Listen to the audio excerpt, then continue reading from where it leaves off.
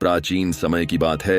एक युवक था जो हर दृष्टि से सक्षम था, परंतु उसने स्वयं को कमजोर मान रखा था। इस कारण उसका आत्मविश्वास अत्यंत कम हो गया था और वह जीवन में निरंतर असफल हो रहा था। अपने निरंतर असफलताओं से परेशान होकर वह एक दिन अकेला बैठा था। तभी किसी ने उसे बताया कि उसकी समस्या का समाधान केवल बुद्ध ही कर सकते हैं। यह सुनकर वह युवक बुद्ध से मिलने गया और अपनी समस्या बताई।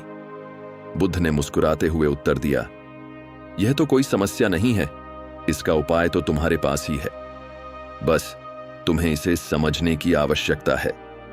बुद्ध ने उसे समझाने के लिए एक कहानी सुनाना शुरू किया। एक जंगल में बकरियों का एक झुंड था, जिसमें एक शेर भी था। यह शेर जब छोटा था तभी उसकी मां को एक दूसरे शेरों के झुंड ने मार डाला था।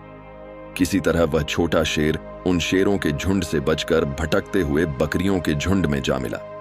बकरियों ने उसे एक मासूम बच्चा समझकर अपने साथ रख लिया था। तब से वह शेर उन्हीं बकरियों के साथ ही रहता आ रहा था। उसने कभी भी अपने जैसे शेर नहीं देखे थे, इसलिए उसे यह एहसास भी नहीं था कि शेर वास्तव में कैसे होते हैं। बचपन से ही बकरियों के साथ रहते रहते उस शेर का व्यक्तित्व भी बकरियों जैसा हो गया था। वह बकरियों के साथ झुंड में चलता, हरी घास खाता और जब भी बकरियों को किसी जानवर से खतरा लगता तो वह भी उनके साथ अपनी जान बचाकर भागता। एक दिन बकरियों के झुंड के साथ शेर हरी घास खा रहा था, जैसे वह खुद ही एक बकरी हो। तभी एक बड़े शेर ने यह देखा और वह हैरान हो गया। उसने बकरियों पर हमला कर दिया, परंतु उसका लक्ष्य वह छोटा शेर था। छोटा शेर अपनी जान बचाकर भागने लगा। तब बड़े शेर ने उसे दौड़ाकर पकड़ लिया और अपने पंजे के नीचे दहाड़ते हुए पूछा, तुम कौन हो? छोटे शेर ने डरते हुए बकरियों जैसी आवाज में कहा, मुझे छोड़ दो, मैं एक साधारण बकरी हूं। यह सुनकर बड़ा शेर चकित हो गया और गुस्से से गुर्राते हुए बोला, तुमने क्या कहा? तुम बकरी हो? शेर होकर अपने आप को बकरी क्यों कह रहे हो? छोटे शेर ने कहा, मैं तो बकरी ही हूं। जब से मैंने जन्म लिया है मैं उन्हीं के साथ हूं। बड़ा शेर समझ गया कि यह अपने आप को बकरी इसलिए समझ रहा है क्योंकि इसे अपनी वास्तविकता नहीं पता।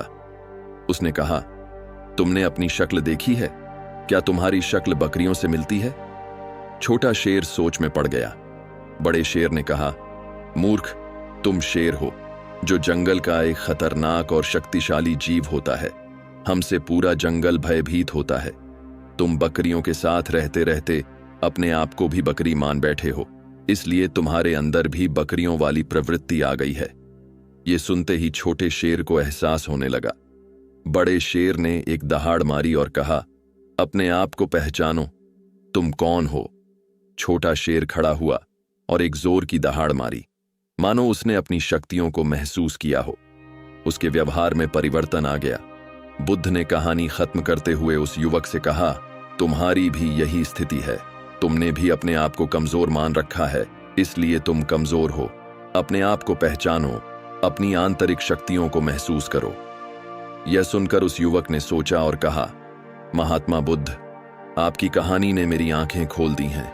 मैं भी उस छोटे शेर की तरह था जिसने अपनी असली शक्ति और क्षमता को पहचानने में गलती की। अब मैं समझ गया हूं कि मेरे भीतर भी अनंत शक्तियां हैं। बुद्ध ने मुस्कुराते हुए कहा, बिल्कुल सही, तुम्हारे भीतर अपार शक्तियां हैं, बस तुम्हें उन्हें पहचानने और सही दिशा में उपयोग करने की आवश्यकता है। ध्यान और आत्म साक्षात्कार के माध्यम से तुम अपनी आंतरिक शक्तियों को पहचान सकते हो। जैसा तुम सोचोगे वैसे ही बनोगे।